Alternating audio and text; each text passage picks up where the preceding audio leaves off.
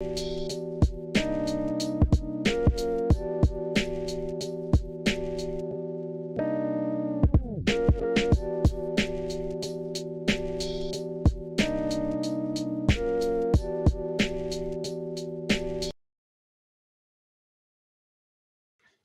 it going, everybody? This is Caceres, and you're listening to Story of the Fight.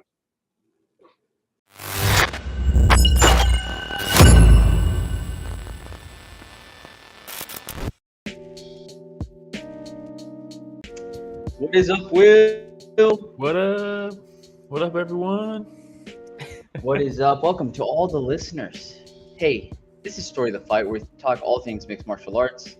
And sometimes we think about and talk about things that make us extremely emotional. Yeah, shout out these Kane. Fights. Welcome, Kane. Shout out Kane Robertson, yeah. But hey, welcome everybody that's listening. If this is your first time tuning in, please like, subscribe, hit the notification bell, goes a long way. We are trying to reach 6,000 subscribers. We're about 80 subscribers away, I think. We need 75 subscribers. 75 subscribers. If we can hit 75 subscribers while we're on the air, that'd be fantastic. If we can reach 6,000 while on the air, I don't know if that's going to happen, but hey, let's give it a try. Let's give it a shot. Tell your friends. Yeah, why not? Tell your friends. Why not? Tell your mom. Tell your friends. But yes, and also, you'll notice, hey, I'm wearing a Story of the Fight shirt. You're wearing a Story of the Fight shirt. Rich can probably tell you right now how hot it is in Texas. I think it's 100 degrees right now. And your boy's still wearing a Story of the Fight beanie. Our merch is available now. Where can they find it? Where can they find it, Will?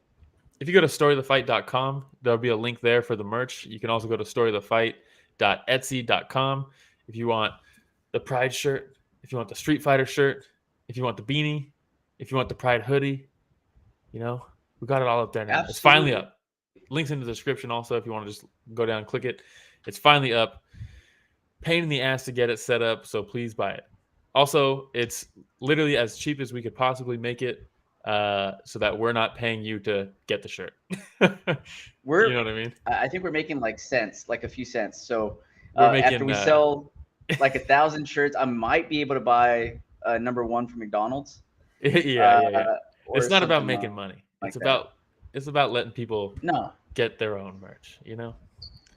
Absolutely. And Genevieve, shout out Genevieve. She says you have merch. That is so exciting. I agree. It is. And it's been delayed, and it's been delayed, and it's been delayed for almost a year now, but now it's up. But Genevieve, you know what else was exciting? The fights this weekend. Hey, shout out Blunderbub. Devastated to report that I watched this UFC main card and didn't hate it. By the way, Blunderbub joined us last week. I love when Blunderbub hops on. And he was like, hey, with Will not being here to hate on the UFC, I'm kind of learning about the UFC right now. I'm just stifling everybody's excitement for the UFC by just talking shit about it constantly. That's so funny. It was hilarious, though. It was hilarious. So shout out Blunderbub. But yes, so we had a main event. And look, it wasn't a pay-per-view main event. It could have been a pay-per-view fight, right, on the main card. Yeah. But I was so excited for this main event as soon as I saw it, dude. I wasn't that excited for it because I was like, okay, Korean Zombie for different reasons, right? Like if this was 3 years ago, I would be like, hell yeah, let's do it. I'm so excited for this. But the fact that it's happening now is like, I feel like Korean Zombie probably could have retired already. Do we really need to see him fight a killer like Max at this point in his career? It's like, I just don't, it doesn't do much for Max winning this fight as far as like rankings go and things like that. Korean Zombie is just kind of past his prime at this point. And I was like, this fight just doesn't really need to happen. And I was dead wrong because it was fucking awesome. Everything about it. Yeah, I was going to say, you went into this fight not so excited about it because you were in your feels going into the fight. Hey, how do you think I was going out of the fight? I was in my feels there too? Yeah, coming out of it. So let's talk about the fight. So first of all, Max Holloway, hand speed is still phenomenal. And look, going into this fight, you have somebody in Max Holloway that only loses to champions, right? So he lost to Dustin Poirier when he went up in weight. Dustin Poirier, if we're talking big boy. Big boy. If we're talking at featherweight, over current featherweights, Max is 18-0. Only loses to champions. Only 3 losses are to Volkanovski. That's so crazy. You put him up against anybody else in that division, and he's cleaning out the house. You know what I mean? So, it puts us in this weird situation where we're asking ourselves, what do we do with Max Holloway? Because as long as we keep Max Holloway here in the division, he's going to continue clearing out the rest of the division. So does that mean like, hey, anybody that has a good showing against Max Holloway might get to fight for the belt? I know. What do we do? They're doing with Tapuria, right? Like, you can't have him gatekeep the title shot because no one's ever going to get through him, you know? No. And then you have somebody in Korean Zombie who, like you said, past his prime, right? Mhm. But Korean Zombie goes in there and puts absolute banger after banger on every single time he's in the octagon. He gives Win you or his lose. all, absolute heart of a warrior, man. Super respectful. There's just nothing to dislike about this guy, man. He's awesome. No, and that's what Max said too. He's like, yeah, normally in my fights, like everybody's cheering for me, and then when they announce the guy I'm fighting, they all boo him. And he's like, it wasn't like that. I don't think he has any haters. And it's like, how could you? If you're a hater, if you're a Man. Korean Zombie hater, then Lose my number. lose my number. But don't unsubscribe because we're trying to reach 6,000 subscribers. But lose my number. But make sure you Yeah. stay subscribed. But dude, it was an exciting fight. Korean Zombie brought it. Right, that first round was so technical by Max Holloway, and Korean Zombie was still catching him with the jab. Still Korean caught him with the Zombie- right a couple times. Dude, with the hook, he doubled up on the hook. That's looked really good and caught Max off rhythm and cracked him a couple times in that first round. He has this freaking granite chin from Hawaii that can get hit with a baseball bat, and the baseball bat will snap in half, and Max Holloway will just reset and then put his hands back up and start pressuring you again. I've never seen a chin like Max Holloway's, man. No, and I mean, and you could have said the same thing about Korean Zombie a few years ago. Up until a few years ago, Korean Zombie was, I mean, there's a reason they call him the Korean Zombie. You can't kill him. Oh, Lately, it's obviously that doesn't last forever, and that's first round, right? Go ahead. I was just gonna say you had that first round. Like I said, Max Holloway looked pretty good. I feel like Max Holloway was really finding his rhythm in that second round too. Started piecing him up a little bit dropped more. him in the second. That 1-2 was so fast, right? That 1-2, and he dropped from him Max Holloway, and he dropped him in the second where he dropped him and he wanted the walk-off KO, and Korean Zombie just kind of rolled over himself. You know, when you're in jiu-jitsu drills and you roll over you do the backwards roll, forward roll. You know, he did one of those. Got tangled up in him. They go to the ground. Holloway tries to set up the anaconda choke, and it's tight. It's super tight. There's a really good picture. I don't know if you put it in there, but where he's in the anaconda choke and he's looking up at Mark Goddard like, I'm pretty sure he's out because he's not breathing. And, he's a zombie. And then Mark Goddard like checks him out. He's like, no, he's good, and he's just working in it. They're in an anaconda choke that looks pretty tight for 30, 45 seconds. Max said he was gurgling, doing all the stuff that if you're choking someone you want to hear. And then you can't put him out like that. Blunderbub says, I can't believe I'm saying this, but after watching him fight and learning a little bit about, I would put Holloway against anyone and one for an instant banger. Holloway against anybody in the world, instant banger. Regardless of division, regardless of organization, it's a banger. Max Holloway brings it every single time. Blunderbub, if you're now just learning about Max Holloway, do me a favor. Look up Max Holloway versus Ricardo Lamas. In the last few minutes of that fight, really the last round of that fight is all you really have to see when they both point at the octagon, and it's just And Max out. is up. Max is up like 5 rounds to nothing, pretty much. Like he could easily just skirt around the outside, keep his distance, coast to a decision, and instead there's a minute left. And he points down at the center of the cage, and he just digs his feet in, and they just both start hooking for the last like 30 seconds of the fight. It was amazing. But again, that's Max Holloway. That's Max Holloway for you. Yeah, and speaking of throwing it down, I'm pretty sure after that second round, Korean Zombie got dropped, almost choked out. They could have maybe stopped it when he got dropped like that. I'm glad they didn't. But in between the rounds, it's like that's when he decided, because going into this fight, he was talking about, I know a lot of people are asking for me to retire. I still think I can beat Max. If I don't win this fight, then like maybe we'll see what happens, but I don't think I'm quite there yet. And it seems like he decided that in between rounds. And we've seen guys, my favorite fighter of all time, actually retired in between rounds with Chris Lieben. That's how he retired. He was like, you know what? I'm done. This is it. Korean Zombie, instead, when he makes that same decision, says, you know what? I'm going out on my sword. This might be the last time I have a chance to do this. I hit hard as fuck. There's still a chance. So I'm just going to go out there, try to knock him out, or get knocked out trying. And the third round starts, and he just runs at Max Holloway, and he's just swinging uppercuts, swinging hooks. And Max Holloway's like, all right. And then he just starts trading back with him. And it's like, oh, my God. Because, look, Max has a granite chin, but, like, that doesn't last forever. You know, all it takes is one. We've seen him hurt before. Dustin Poirier hurt him pretty bad. Korean Zombie hits hard as fuck. He could have hurt him. They're swinging. They're trading in the phone booth. They reset. He comes back in for one more trade, and fucking Max takes a step back, plants, throws the overhand as he's coming in. They both land on each other, but Max lands way cleaner, puts him out, goes over himself, goes out swinging basically, and his head bounced off. It was bad. The mat, like really hard. I think that's what actually cut him open was that bounce. Yeah, it could have been actually. Yeah, because if you see right here, like, and leading up to, because I really tried to pay attention to that because I was like, man, I don't remember him bleeding like that. And in the slow motion replay, he still looked pretty clean on his forehead. And then it was after he bounced, he rolled over, and you see the blood coming out. Yeah, it could have been. That's how hard his head hit the mat there. And Blunt, yeah, he went out swinging. Absolutely did. He went out. I do truly think he decided in between rounds. You know what I mean? And this is what I was trying to get at. So when I mentioned the first round for Max, the second round for Max, and that, you know, he did so well and he started really dominating the fight after that second round, that before he went out in the third, he said, that's it. This is it. Balls to the wall. I'm going to do it right now. I'm either going to get knocked out or I'm going to knock him out. One of the two is going to happen, but let's do it. Let's go. This is it. Yeah, I'm rolling and the it dice. Made for an exciting 20 seconds. Yeah. And I've already seen people in comment threads and stuff who are like, what a terrible like tactic. Like, why did he think that was going to, and it's like, whoa. This is him going guns blazing to end his career. That's what that decision was. It Whoever wasn't, said I think I'm going to win lose this my fight number. like this. Yeah, lose my number. Don't buy our merch. Don't subscribe. Just kidding. No, actually, buy a shirt and subscribe.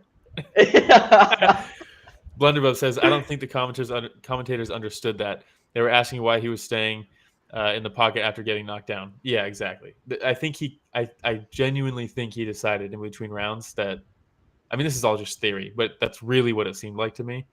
Yeah. And then after the fight, fuck, dude, I'm gonna get all fucking welled up right now talking about this. Man. Because after the fight, Max is so fucking cool. Max goes over, he thanks all his coaches, picks him up off the ground and gets him onto the stool, helps him up onto the stool. And then in the post-fight interview, he just shouts out Maui. You know, they had the terrible fires. Gives the respect there. Gives the attention there for a second, and then tells everybody to cheer for Korean Zombie, to send him out and stuff. And he's a warrior, all this stuff. And then he just pieces out because I think he knew too this is going to be Korean Zombie's moment. Yeah. And then they bring the translator in, and Korean Zombie's like, once he started talking a bit. And he kept talking. I was like, "Oh no, this is." Because I don't speak Korean, you know. But yeah, neither do I. But yeah, I should have Google Translate out now that I think about it while he was talking. Did you actually? No, I was saying I should have. Oh, should have. Yeah. I might actually start doing that. But once, because I forgot what they even asked him. Bisping asked him something, and then he just kept talking. I was like, he would have answered it by now. Like, I'm pretty sure he's retiring right now. And then he's got his boy there doing the translation. And he says that was his last fight, and fucking they start playing the Cranberries. They start playing the iconic Zombie song, the walkout song that he's always used. And like, God, dude, seeing him like well up and start crying and stuff because puts his gloves down, pays his respects, right, to the octagon, to the organization. And he held it together up until that point, right? Like he I don't think he cried at all up until that point. And then he put his head down as respect to the gloves and stuff. And I was like, and it looked like he started crying, and I was like, man, I know Ramiro's got a magnifying glass to see if there's actual tears. There was tears. Once he gets up. There was tears. There was tears, man. And God, dude, there's something about like, people always make the joke like seeing, like, it's like watching your dad cry, you know? But like, also in like Korean culture too, like men traditionally don't show that type of emotion. You know what I mean? Like that's a very like taboo thing, especially in Korea. So to see Korean Zombie, who's a fighter, you know what I mean? Like it's already it's tough to watch. And he's hugging all his teammates, and his teammates are crying, and they're wiping their eyes, and I was just like, oh God, I can't handle this. And then they're keeping the camera on him, which is great, right? Because like we've seen retirements in the past, like Glover Teixeira, where the crowd left before he could even retire, and then he retires to an empty Brazilian Not this crowd. And no, Not everyone's this crowd. there, and the song's playing, and then as he's finally leaving the octagon, as soon as he opens the door, the chorus of the song starts playing, and the whole crowd is singing it as he's walking out of the cage. Fucking beautiful, dude. It was, and he stops. He stops to appreciate the moment, man. Yeah, and he in smiles. Montotoni, words right out of his mouth. The smile as he left the cage too, because he stops, he smiles, he looks around, man. And I think that at that point, he was really able to appreciate, right? One, his career, the brand that he had built for himself, the moment, you know, even with the loss, like the love that came from his fans. Yeah. Yeah, it was powerful, dude. And especially with that song, like, because for me growing up watching MMA, like, I mean, when let's see, for me, I don't remember watching live MMA without him, you know. He started in WEC 2010 with, the Leonard Garcia fight was his debut. I guess, I mean, I was watching before that, but I don't remember really not having him in the like zeitgeist of the sport. You know, he's always someone that was there. And dude, like, and while he's walking out, he's got his gloves and he's holding his gloves up to the crowd, like as he's walking. Some asshole grabbed one of them, and I was like, "Come on, what are we doing here?" No, really. And then he tried to grab it back for a split second, and then he was like, "You know what?" And then just throws the other one in the crowd too. And he was just rolling with the moment, you know. And I was just like, "Man, what a cool fucking guy!" His whole career has just been super cool, you know. Oh man. Blunderbub says what got me was that they were still singing after he was gone. I saw a Reddit post of someone who was there saying that well after he was gone, they kept the music playing and the crowd was just singing the whole song. It's like, God, dude. As they should, man. Singapore did such legend. a good job. They did such a good job soaking in the moment, man, and showing their appreciation. I had to make sure that we got this one on here. This is one of my favorite Korean zombie art clips of all time. It's classic, yeah. And for anybody that's just tuning in through I don't know, Apple Podcasts or something like that, Spotify, through YouTube, we go through and actually show some pictures that have to do with what we're discussing. And this is just a classic Korean zombie picture, man. You know, so thank you, Korean Zombie. He tunes into the podcast every week, so I know he's going to listen to us, thanking him for his amazing career. So, yeah, and Blunderbub, I know you were talking about how you haven't followed the UFC too much, and going into this one, you're learning more about Max Holloway. Dude, if you can go back and watch Korean Zombie versus Leonard Garcia, whoo, holy smokes! I mean, one of the people like bangers, right? People like bangers. Korean Zombie versus Leonard Garcia, it's up there. It's up there with the best of them, you know? There's a reason why. All right, man. I saw another person who's kind of a newer fan who was like, why is he such a fan favorite? He's gonna, if he, like, going into this, he's 17 and 7. Like, he's not like, he never touched like the top echelon, and he has numerous losses, things like that. Doesn't matter. This isn't boxing. You know what I mean? Who gives a fuck what the record is? You know? Yeah, man. Blunderbub says you guys got to make a whole list. We really do. Actually, we did, didn't we?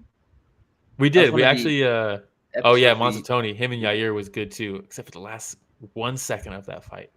I hate the one. Oh my God, that's another. Last 1 second pissed me off so much. Absolute banger, and I think Korean Zombie was actually winning that fight. But again, if it weren't for that, he would have won. Yeah, he would have won. But it's another example of Korean Zombie just not backing down. He doesn't know how to, take the easy way out, and doesn't end in his favor, but ends with a finish that will go down in the history of the UFC as one of the best finishes ever. And you know what also is just another part of the myth and the legend of Korean Zombie is the fact that he took 3.5 years out of his prime to serve in the military. So he was in his prime. I think he lost to Jose Aldo, and then was it after that he took off? Yeah, so he loses to Jose Aldo in 2013. He didn't fight again until 2017 because of the military service. He lost a title shot and then took 3.5 years off. Hey, shout out Dennis Bermudez, by the way, friend of the podcast. Huh? Shout out Dennis Bermudez. Yeah. All right. Hey, we just spent 20 minutes talking about Max Holloway and Korean Zombie, so we could move on now. More. But I was gonna say, but it was good. It was worth it. It was worth it. So we can go and move on now to the co-main event of the night, which was Anthony Smith versus Ryan Spann, the rematch. The rematch. Big drama. The one that everyone was clamoring for, huh? Everybody was excited for this one. Yeah. No disrespect. I like Anthony Smith. I just not watching him fight, but I do like the guy. Lionheart? First round. We got world beater Anthony Smith. Every once in a while, you get world beater Anthony Smith, where every single thing he throws, he lands. Monster 20 says Anthony Smith is the hometown fighter. You can't tell me he lost. Anthony Smith, look, the first round, world beater. The calf kick was a fantastic game plan. Ryan Spann looked like he had no idea what to do with it. It was taking him off of his feet every time he threw it. Anytime he didn't throw it, Ryan Spann would come in and Anthony Smith would land that lead hook, that left hook. It wasn't even necessarily a check hook, but just he threw the left hook out. He's cracking him, hits him with the straight a few times. Fantastic first round from Anthony Smith. He looked so good. And then the second round, Ryan Spann was like, I can't get through the calf kick and this hook. I need to just start swinging and banging. That's what I'm good at. And then he swung and banged on him and probably broke his eye socket. Swinged and banged on him. I mean, dude. With that, and it almost looked like a glancing shot, but on the slow motion replay, like it gets him right under the eye. Yeah, pushes him back a little bit, and you can see him kind of like start wincing right after that. Immediately, and then he's like, "Oh, is your eye fucked up? Can you see this flying knee coming at you?" He throws the flying knee at him. I thought, look, we've seen that happen numerous times with Anthony Smith, where he deals with some adversity, and it's really hard for him to overcome that. He'll survive it and he'll fight through it, but it's not like he ever turns the tide back in his favor. You know, we've seen it a bunch of times where once he gets hurt, someone just smothers them for the rest of the fight, and you're like, oh man, I don't really want to keep watching this dude get beat down. We know you're Lionheart, but and then in the third round, I don't know if Ryan Spann was just exhausted or what, but the whole first 4 minutes of the third round, I thought Anthony Smith looked like he was in cruise control and kind of just landing at will again. And then not until the last minute of the fight did Ryan Spann get any sort of offense going in that third round. And I was like, not landing with not as much power as he was landing in the first round. Because in the first round, when he was cracking Spann, I was like, man, I'm surprised Spann's not going down with some of these. I know that Smith isn't known for his crazy knockout power, but those were landing clean. Yeah, he was landing very clean. He was They were like, there's a difference between tagging somebody and like really clacking them, you know. And that first round, he was really landing on him. Second round, it was more just like almost like point fighting, right? Like just almost like a sparring session, really. But Ryan Spann just had zero output until that last minute, and then when they read the decision, he like looked to the side like it was like the craziest decision in the world, and I was like, yeah. Anthony Smith won round 1 of 3. Like, I feel like if it was a Pride fight or like a ONE FC fight, they probably would have given it to Spann, I would imagine, just because he almost put him out there in the second round. But yeah, round by round, you're basically got to win 2 fights out of 3, and I feel like Anthony Smith edged out that third round because Ryan Spann just really didn't do much. Man, Anthony Smith been doing this forever, huh? I think that was his 55th fight. Blunderbubb, who do you want next? I just want to go home. That was classic too. When he's awesome. He's like, can I cuss? Bisping's interviewing him after the fight. He's like, can I cuss? And Bisping legitimately is like, whoa. And he's like, okay. And then I was like, man, this isn't a pay-per-view. Are they going to bleep it? No, they did not. He's dropping F-bombs throughout the interview because Bisping didn't stop him. And yeah. It's an ESPN card. Hey. It's like 5 a.m. You got the green light? Yeah. You got the green light? Go for it, dude. Look, go for it. We can watch someone get flatline KO'd, but whoa, watch out for his words. You know? So stupid. Yeah, Monster Tony coming through saying Anthony definitely slowed down in the last minute of the fight, making it look bad at the end. Yeah, the last impression was like literally the last minute of that fight was Ryan Spann finally starting to get some offense off and Anthony Smith looking exhausted. He looked so tired. He looked so tired. But now, it wasn't bad, right? But what do we? Yeah, it's bad for the division. I'll say that. Anthony Smith was 8. Because Ryan Spann was trying to crack through that top 10. He's ranked 10. We just need some new blood there, I mean, who do you put him up against? I don't think you have him fight up again, do you? Anthony Smith? Yeah. Did he fight down? He just defended his ranking. He deserved that, I guess. But yeah, who? Gonna get Monster Tony all mad at me now. No, that's the thing. I don't know, man, because I think anybody else from 6 on beats him. Yeah, I don't know. Does Krylov have a fight? Nikita Krylov? Maybe you do that. I don't know if he's booked or anything, but all right. Who knows? Well, but I'm not too excited about it. Congratulations to Anthony Smith for the win. We'll see what happens next for him.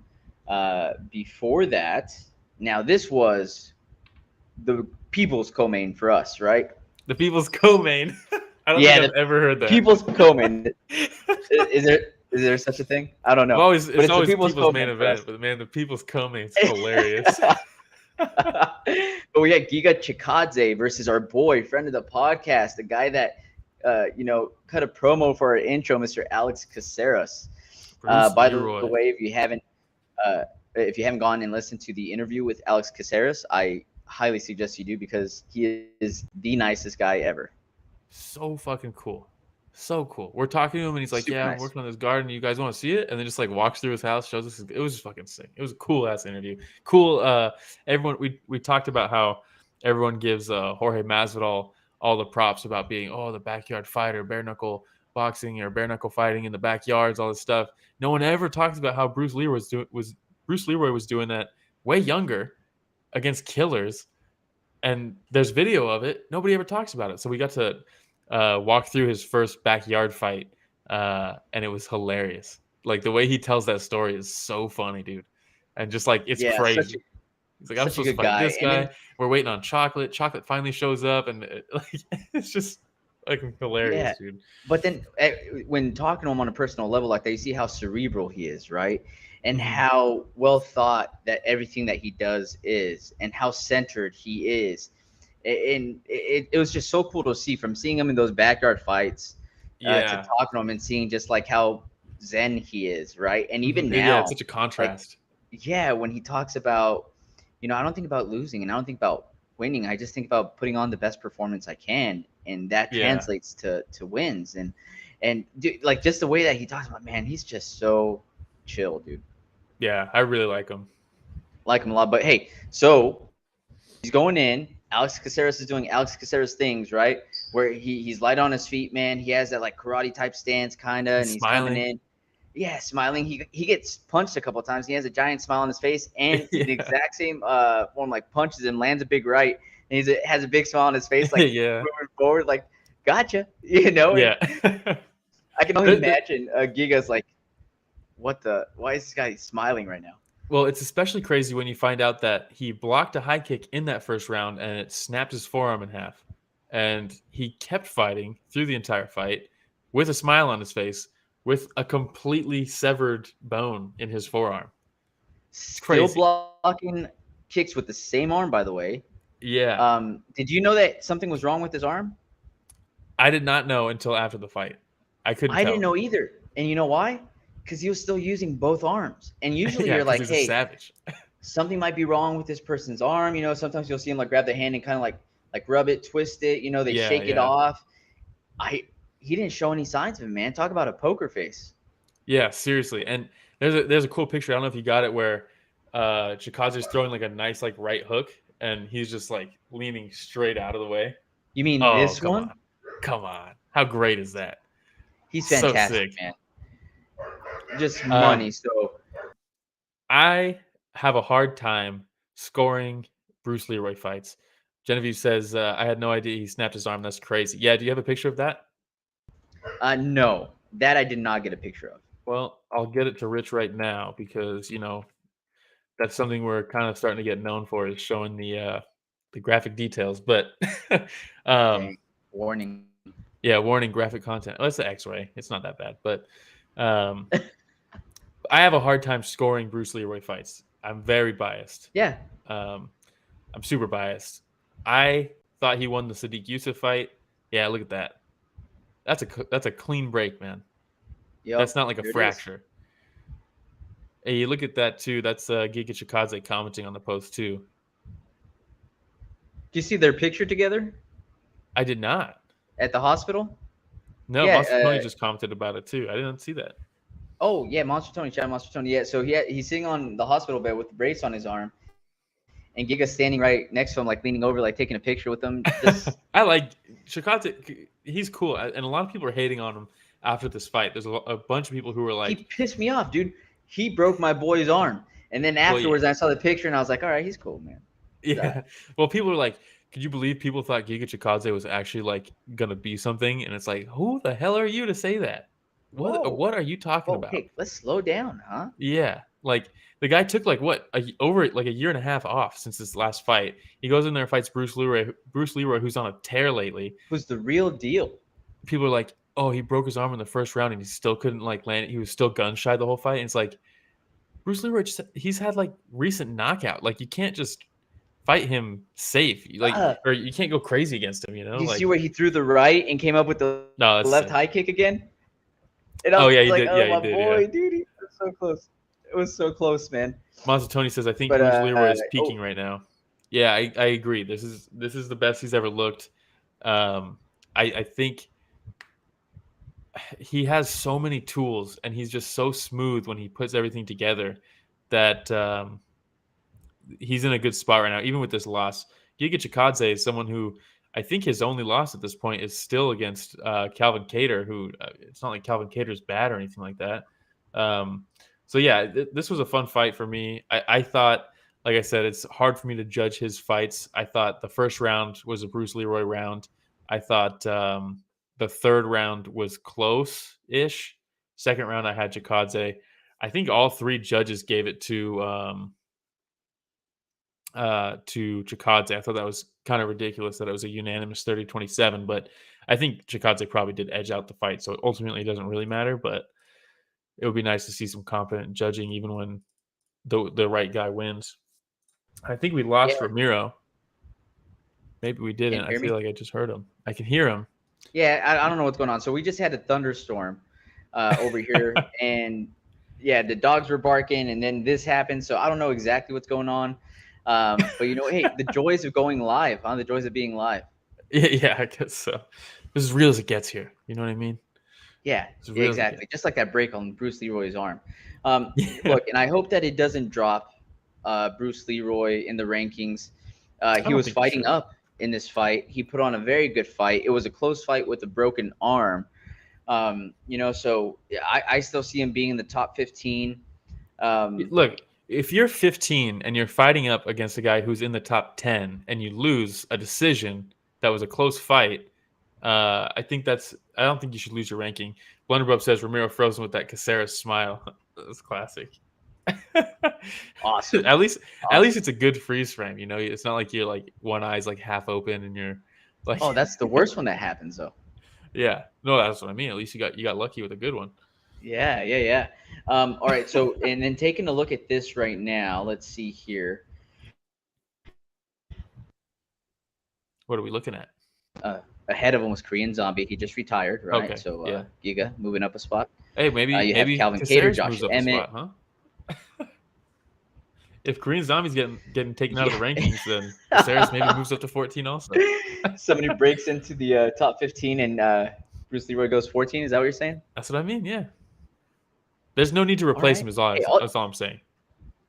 I'll take it. Yeah. I will take it. So, all right. Anything else to cover on the People's Co-main event? No, that's it for me. Do you want to drop out and then come back in and see if the camera comes back? Sure, I can do that. Let's see. Let's roll the dice. See what happens. Blunderbub, did you watch Friday fights in the meantime before we move on to the next fight?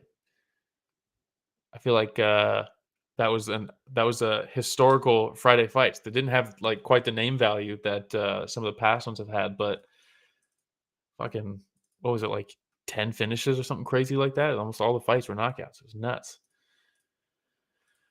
But I don't know. I don't know what they're doing with Genevieve says we always watch Friday fights. How can you not? It's tough sometimes because the time zone differences, obviously, but it's free on YouTube. How can you not?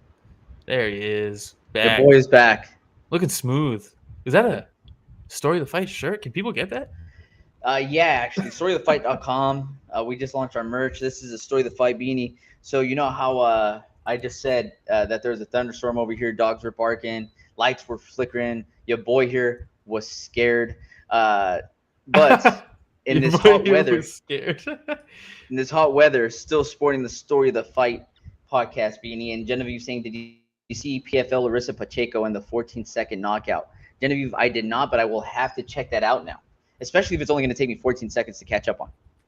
Yeah, yeah. I haven't watched any of the PFL, but the Collard Shane Burgos fight is on my short list. I was told that it was a instant classic, and that it was Rich. very, can you very see good. if you could try to find that Larissa Pacheco knockout? Last I checked, we had permission from PFL to share footage, so it shouldn't get us from your boy that I told you I was messaging back and forth, who Wasn't that took me for a Combate? fighter.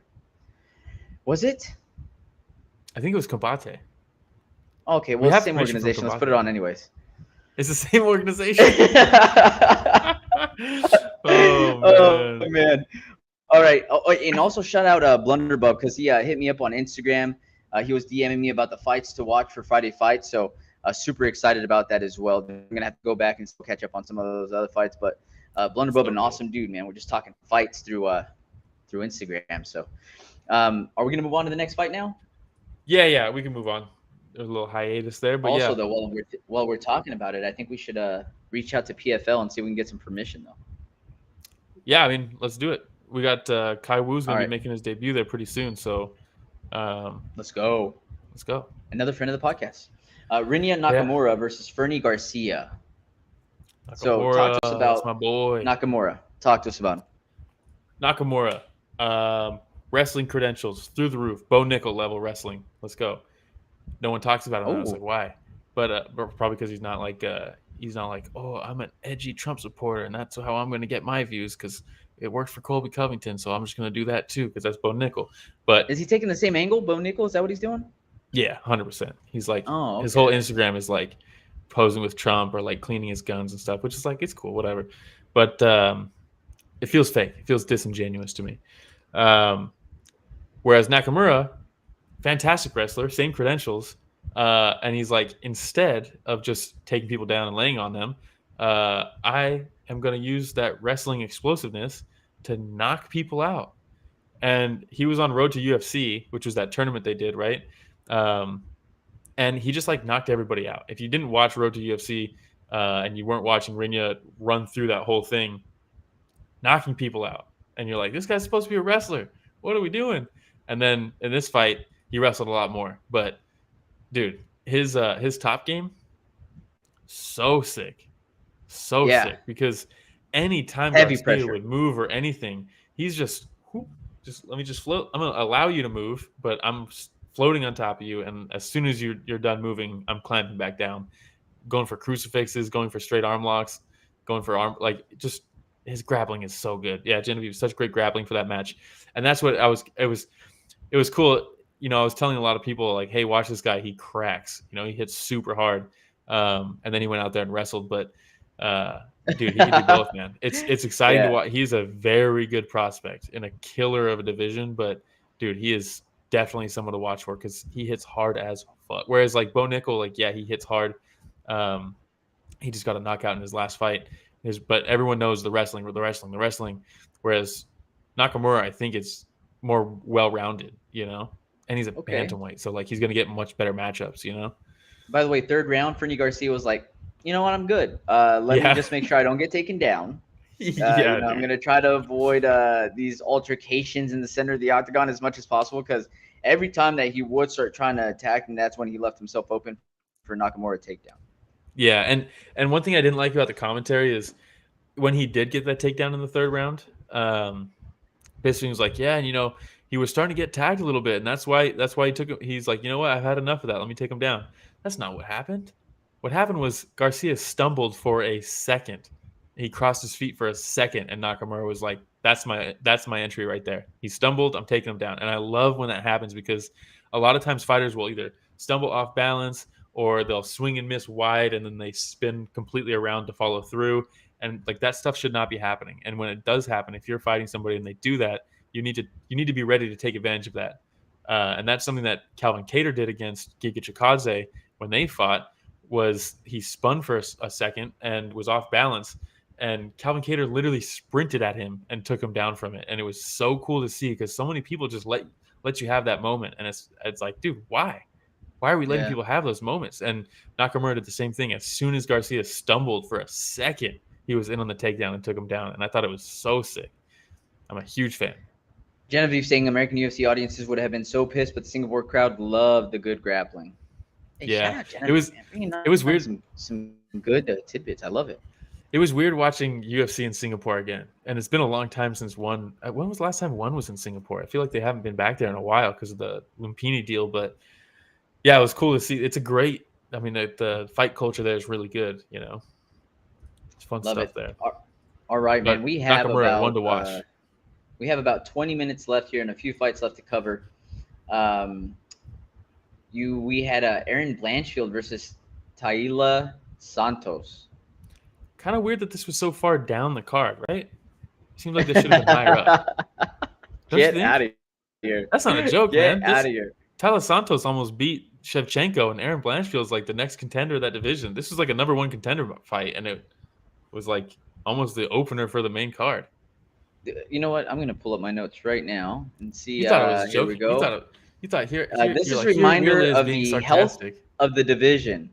Watching 3 versus 4 go at it, and honestly wasn't too impressive. And the reason that those were my notes, and the reason that I put this picture on is because look, I'm not saying that they didn't crack each other, right? But especially the first round. Let's be real. Santos beat the brakes off in that first round. Like Rose Namajunas, mm-hmm. Zhang Weili, right? Even Carla Esparza to some extent because her wrestling is top notch, man. Yeah. Joanna Jędrzejczyk, right? Who name some other names out there? Some like you haven't said Alexa Grasso, the current champ. Alexa Grasso, Shevchenko. And I don't mind watching both Shevchenko sisters, but then watching this one, you know, and it was pretty sloppy. And the first round, look, for me, the first round, I was like, yeah, Taila Santos is legit. There's a reason she almost beat Shevchenko. She looked like, yeah, exactly. First round. You know what's weird is Paul Felder was like, she looks like a female Edson Barboza out there. And I was thinking the exact same thing before that. I was like, dude, this could be Edson Barboza's sister. The way she's throwing these knees, these elbows, sharp strikes. Taila Santos Barboza, yes. Yeah, and Blanchfield just couldn't get in. And I was like, oh, man, this is – after that first round, I was like, this is kind of eye-opening because everyone was like, Erin Blanchfield's the next – she's the next one. Like because up until this point, she just takes everybody down, passes, submits them, or beats the brakes off them on the ground. And everyone's like, dude, this is the next – she's the next champ, you know? She's the real deal. And then Taila Santos was just lighting her up in the first round. And I was like, ooh, maybe not. Maybe a little bit of a fraud check. But then Erin Blanchfield, there's certain fighters who have weaponized their gas tanks and their pressure, and she's one of them. Yeah. She's out there. You could find, when I was looking for pictures for the thumbnail for this, I think most of the pictures from this fight and where she's throwing punches, her eyes are completely closed. And that is terrifying. That's not good. You shouldn't be ranked number 3 or 4, whatever you are, and you're closing your eyes every time you throw a punch. That being said, it was effective, and she drained Santos, and she got the win. So what can you say? You know? Yeah, and you know they were talking about the fact that like Santos lost to Shevchenko, but she looked good against Shevchenko in the beginning, and then headbutt was what lost that fight. Basically, remember she was winning until she got headbutt. And they're like, hey, but that was a 5-round fight. She started getting gassed around the end. So this is a 3-round fight, an opportunity for her to really let go and not get so gassed. And then she got gassed. Yeah. And I was like, okay, so, I mean, it is what it is. Props to Blanchfield for putting that relentless pressure on Santos. That was the game plan that she needed to have, made it dirty, clinching up against the fence, really wearing Santos out. And she got the W, right? 12-1 now. She probably got a title shot off of that. She got show money and she got win money. Yeah, your girl got paid. So and maybe Taila Santos needed that because TMZ Will coming in. She didn't pay her coaches for that Shevchenko camp, and instead she just changed gyms. So not good. Yeah, there's a Really? threatening lawsuit apparently. Yeah. TMZ Will. We never know when TMZ Will is gonna drop. I know. We need like another hat or something that I could put on for it. So stupid. Oh, that's hilarious. All right. This next fight we're gonna talk about. That's it. Junior Tafa versus Parker Porter. Anytime we see that name Parker Porter on there, I'm like, okay, let's see what we get. You know, hey, Parker Porter, yes. Every once in a while he'll surprise you with a performance where you're like impressed. You know, sometimes he impresses. Maybe it's because of expectations. You know, it's because you look at him and you're like, what are we doing here? And then he comes out there and he has a crazy cardio, you know, and he just relentless and all this stuff. And maybe it's because it's shocking. It's like when you see someone, you see like those like fat dudes who do like parkour and stuff, and you're like, whoa, this is crazy. They're like doing like a backflip or something, but it's just a backflip. It's just a backflip. It just looks crazy because it's a fat dude, you know. Yeah. Well, like I watch it, and I'm like, this is cool because this is like, yeah, he would definitely kick both our asses. But oh yeah, come on. You know, it's like watching like a MMA Paul Wall. You know, like from Houston, like he had some bling on. You don't remember Paul Wall, the rapper? Oh, Will, as soon as this is over, we're gonna hop on and go watch some Paul Wall music videos. And when I tell you that he's the fighting Paul Wall, you're gonna be like, I can see.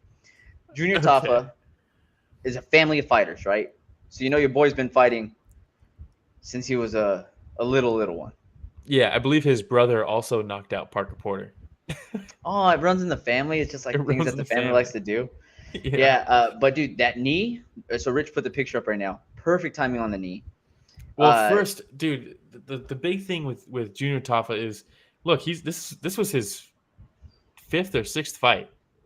Like, he's in the UFC. You know what I mean? Like, what is he now? He's 5-1. He made his debut. He was 4-0. And then he lost that fight. Yeah,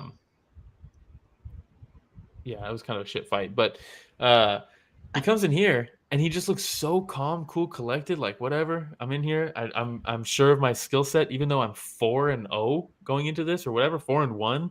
And he's a veteran. And he's a veteran. And Parker Porter comes in, throws a jab, tries to do the 1-2, and Tafa just kind of scoots back out of range, whatever. And then the next time he throws the jab, he just leans out, pull counter, bam, right hand. And you're like, oh, this is a different striker. There's MMA strikers, and then there's guys who know how to strike outside of MMA, and it also works in MMA. And he cracks him once, and you're like, ooh, this is good. And then he comes in again, and he steps back, hits him again, and then, he hits him with that knee, and you're like, oh. And he just hits him with the knee as he's putting the leg down, hits him with the right hook real quick, and Parker Porter's like, I don't want any of this. And he tries to take him down. And he just is that's a picture of the other Tafa brother knocking out Parker Porter, was it not? There's just Tafas everywhere. That wasn't Junior. Knocking out Parker Porter. And at this point I feel bad for him. Because anybody named Tafa will probably just go in there and just, you know, the thing that I was impressed with is his power. Like, look, everybody at that weight division can hit, right? Yeah. I get it. But there's that right that he threw that kind of glanced and bounced like off the side of the temple, and you could still see Parker get pretty rocked off that. So I was like, man, I can only imagine because was it double overhand? Boys. Was the knockout double overhand where they both step down, throw it, and they lean off to the side, but Junior landed and flatlined him?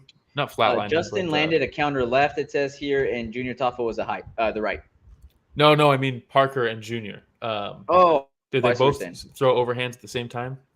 And Tafa landed his. I feel like I remember them both kind of going in at each other, and he hits them, and it's one of those like stun shots where he just face plants completely, and you're like, oh, and then he walks off, gets the walk-off KO. Pretty sick. Tony saying, I watched Tafa fight in Rise and was excited to see him come to the UFC. Shout out Ryzen. Very nice. He got a very good KO his last fight in Ryzen. Fun to watch, man. I was really excited when they signed him too, and I was a little bummed though, if I'm being honest, because it would have been cool to see him stick it out in Ryzen, but that's what. Hey, dude, That's the downside of UFC. that's the downside of watching Ryzen is that's the production value is fantastic. Everything's great. They got cool fighters, and as soon as they like really show that they're really good, they leave, and you're like, damn it. Yeah. It's like Manel Cat, Dude, you don't want to be dealing with the Yakuza all the time. Tafa, gone.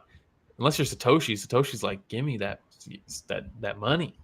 They're like, are you going to come to the UFC ever? And he's like, why would I do that? I make so much money here. That's awesome. That is so cool. All right, I think we have 2 fights left that we're going to cover, right? We had Waldo Cortes Acosta versus Łukasz Brzeski. Brzeski. Is that? It's actually, say it again. It's Brzeski. It actually starts. It's an English D sound, at least is what they were saying. Really, Brzeski. Yeah, he's Polish. Okay. Polish names throw me off, man. Yeah. Wow. Oh, okay. Well, Brzeski versus Waldo Cortes Acosta. Yeah, they're saying like Dretsky, basically. You know. Gretzky. But yeah, looking like Volkov there, huh? A little bit, dude. Okay, so Waldo, everything he was throwing, massive power from the hip. Yeah. Starting way in the back, coming like overhand. That's terrible, dude. Every time I see him fight, it bums me out. It's like, oh yeah, shout out Monster Tony says it's just the New Year's cards. Man, Ryzen on New Year's, it's the best. It's the best. But yeah, Waldo Acosta, I'm not a huge fan of his because it's like he just highlights everything wrong with the heavyweight division in the UFC and just like the level of skill, because the guy literally just walks at you and throws big looping punches over and over and over again until he finally knocks you out, because and not even that, most of the time he goes to decision, but he just like refuses to check leg kicks. He complains at people. He taunts them when they throw leg kicks at him. Mm-hmm. He's like, what are we doing, leg kicks? And it's like, yeah, dude, how about you start checking them and they'll stop leg kicking you. And in this fight, they're saying the same thing. Brzeski's just out there kicking him in the leg a bunch of times and then just stopped setting it up. And that's what got him KO'd. But it's like, look at his chin in this picture too. Yeah, dude. Like, what are we? He's throwing this crazy left, and he's like sticking his chin out, just daring Brzeski to punch him. Looking out into the crowd, like, yeah, I don't want to just be a hater, but I'm just not a fan.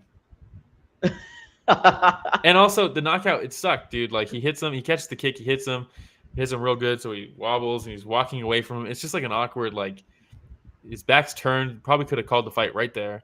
Put him on skates. Yeah, you see that a lot in like Muay Thai, where if you turn your back like that, if you're hurt and you turn your back like that, that's a wrap, dude. It's over.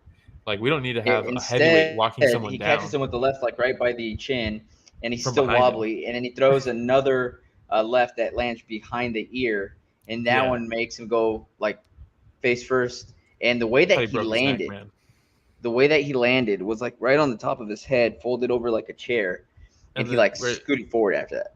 Yeah, like his body scooted over and his top of his head got stuck on the mat and didn't move, but his whole body moved over it, so it bent down. Like, weird, it was rough.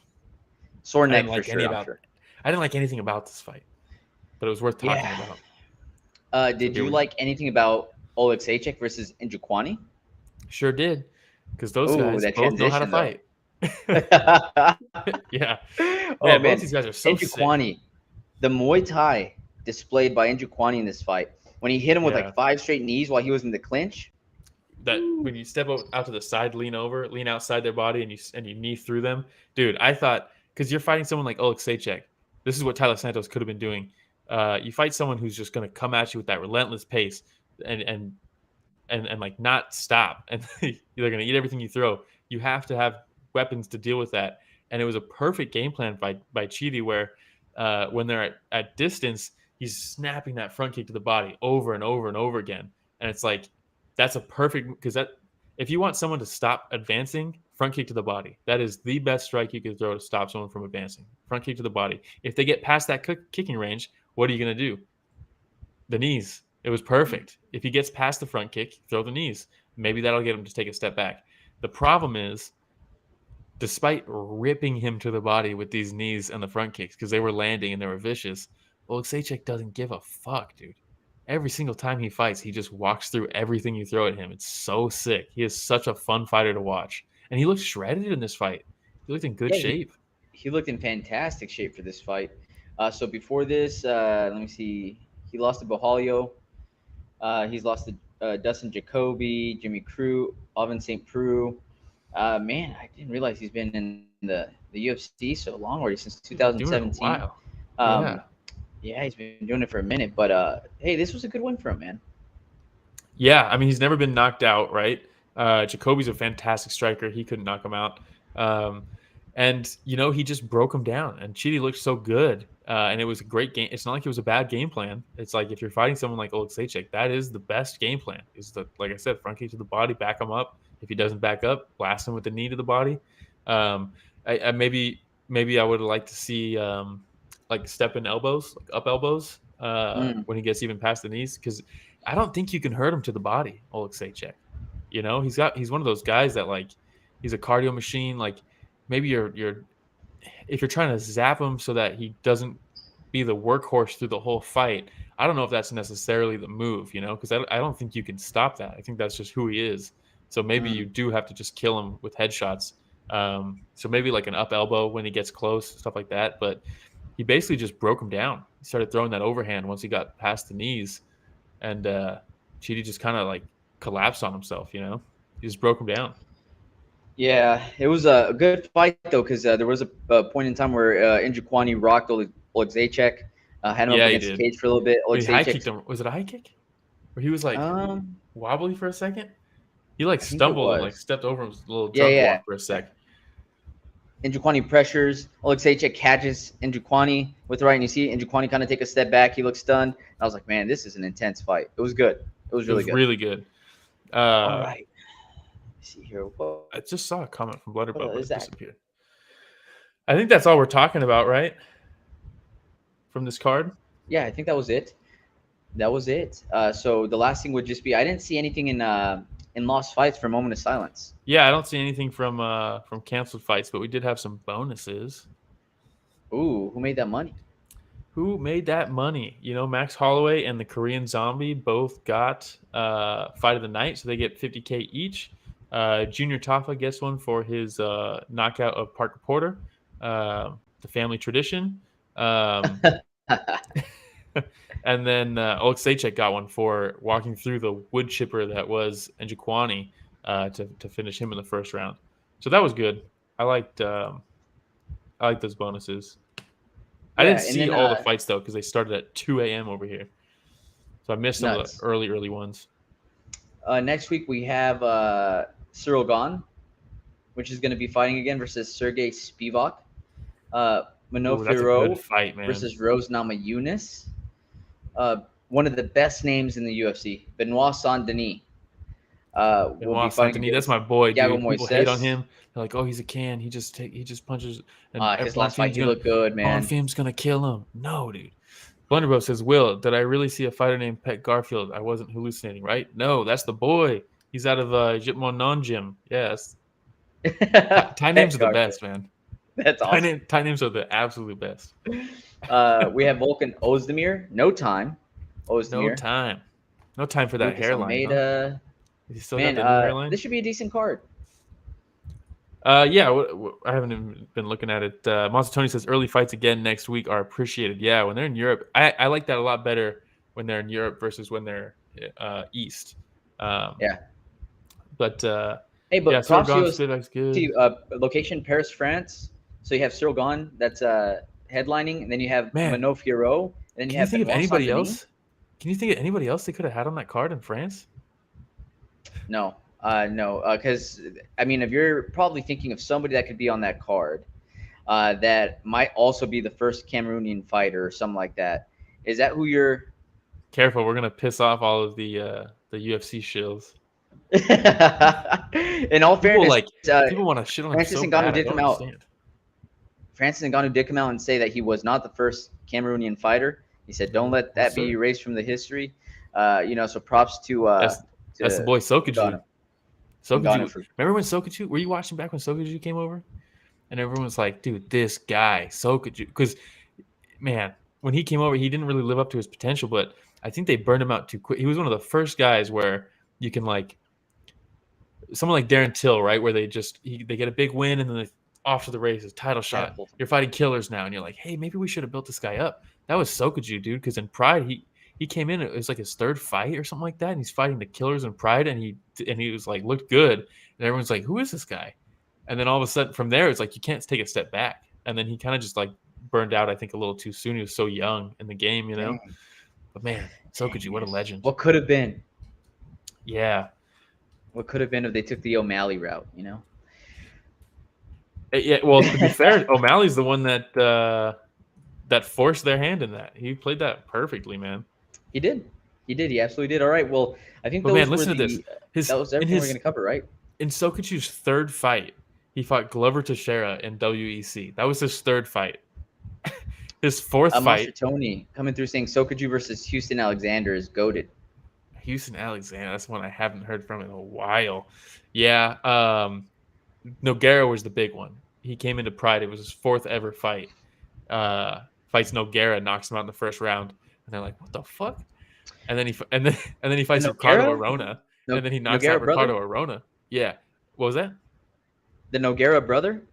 The Nogueira of Nogueira brother fame. Yeah, man. A word on the streets is that Chael's son and one saw the Nogueira brothers trying to feed carrots to a bus. They thought it was a horse. It was a horse. Yeah. But then, just dude, a story there. So his third fight, he fights Glover Teixeira. His fourth fight, he fights Nogueira. His fifth fight, he fights Arona, and he knocked both of them out in the first round.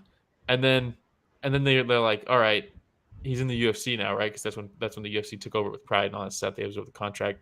Then he fights Lyoto Machida in his UFC debut, and he loses. And it's like, okay. And then he just kind of struggled ever since then, you know. But he fought some of the best, man. Sokoju was a legend, despite the record, man. I'm gonna have to go back and watch some of his fights. Yeah. But hey, for everybody tuning in, if this was your first time tuning in, I promise cameras don't always go out. We are live because it's fun chatting with everybody live. So yeah, we'll continue doing live, even if there's thunderstorms, even if there's a fire. Even if there's thunderstorms, even if there's a fire. So shout out to Blunderbub. Shout out Monster Tony. I'm glad you picked that up. Shout out Genevieve as well. Thank you so much for joining us for chatting.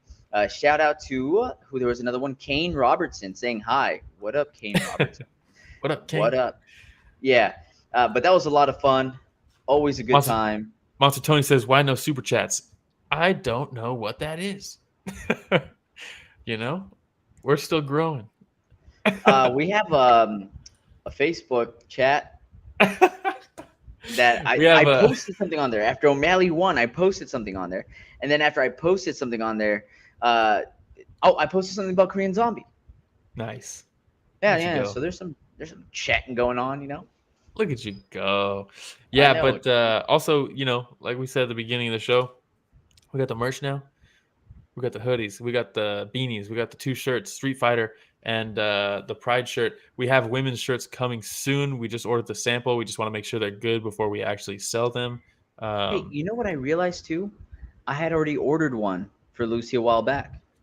And she has one. Legit. Is it nice? Oh, cool. Good material. It's nice. Yeah, absolutely. Oh, Monster Tony says money donations by way of chat on YouTube. Damn, look at you asking. What a nice thing to ask about. I'll have to look into that because I don't know if we're even set up for that. I think you might have to be a YouTube partner for that. And we meet all the criteria for YouTube partnership except for the watch time hours. And we're getting closer and closer. So we'll be there soon. And that might be something that's locked behind YouTube partnership. I'll have to look into it. But we are currently at 5,925 subscribers. So we're close to 6,000. Maybe just 4 weeks, 3 or 4 weeks ago, we were trying to push 3,000. I'm pretty something sure like that. Yeah, we exploded a little bit. Thank Nick Diaz and the old Saint Nick, as we like to call him. But a video of his blew up, and we got a bunch of subscribers from that. So we appreciate everybody hanging out with us and doing this because at a different time also. We're normally 9 a.m. Pacific time. Yeah. Here we are starting at 3 p.m. Pacific time, and we got all the regulars on here. So, and if there's anything that y'all would like to see as well, any different type of content, like we try to get fighter interviews as much as we can, but it also depends on the fighter saying yes. We try to do fight companions. Those seem to be pretty fun. We do short clips of every fight in case you don't want to, watch the entire thing. So there's different things that we put out there, and if there's anything that you would like to see, please just leave it, in the comments, and we will definitely try to do our best to accommodate for everyone. Always trying to improve the show. Yeah, and was it Rich that said if we reach 3,000 subscribers, he was going to watch some fights or something like that? I can't remember. Maybe it was. Here we and are. Now we're about to hit 6,000, and I don't think he's watched any fights. Rich, wasn't this a thing, Rich? I think it was. To be fair, he did watch Volk's last fight, did he not? Did he? He might have just watched. Yeah, he jumped on the fight companion, didn't he? In case anybody's wondering who Rich is and you're just tuning in, Rich is our producer, Rich the Casual. He is not the biggest fight fan in the world, but he is really good at producing. But so we're trying to get him hooked in. We're trying to get him in there. But yes, in case anybody didn't know, this podcast is produced by Richard Bustos. Thank you so much, everybody, for listening to the show. Hit Richard's name, and thank you, everybody, for listening to another week of Story of the Fight.